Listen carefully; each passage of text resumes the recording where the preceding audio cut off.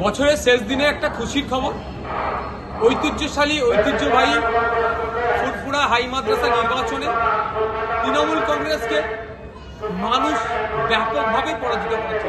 ৬-০তে পরাজিত হয়েছে, আমাদের প্রার্থীরা জয়ী হয়েছে। যদি এই ধরনের শান্তিপূর্ণভাবে অবাধ নির্বাচন হয়, তৃণমূল কংগ্রেস দিকে দিকে পরাজিত হবে। এই ভোটে হারার ভয়ে তারা নির্বাচনের ডেটকে পিছিয়ে দেওয়ার চেষ্টা করেছিল। অবশেষে আমাদের পক্ষ থেকে কোর্টে গিয়েছিলাম, হাইকোর্ট থেকে রায় দেওয়ার পরে ডেডলাইন দিয়েছিল 31শে ডিসেম্বরের মধ্যে নির্বাচন করতে হবে।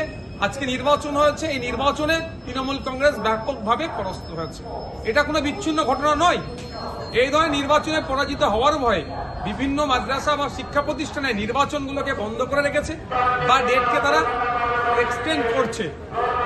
যে রাজ্যের যে কোনো শিক্ষা প্রতিষ্ঠানে যদি নির্বাচন হয়, তৃণমূল কংগ্রেস এবং শান্তিপূর্ণ অবাধ নির্বাচন হয়, তৃণমূল কংগ্রেসের এই দুর্দশার চারিদিকে হবে।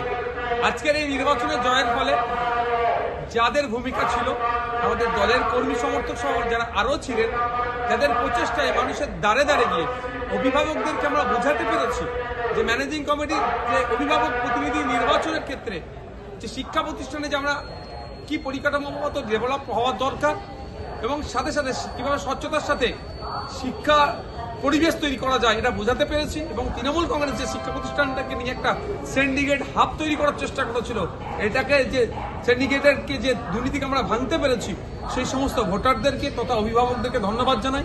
আরও ধন্যবাদ জানাই যাদের প্রচেষ্টায় আমরা আজকে জিততে পেরেছি, সেই সমস্ত আমাদের কর্মী সমর্থক এবং বিজেতা প্রত্যেক প্রার্থীকে আমরা ধন্যবাদ জানাচ্ছি।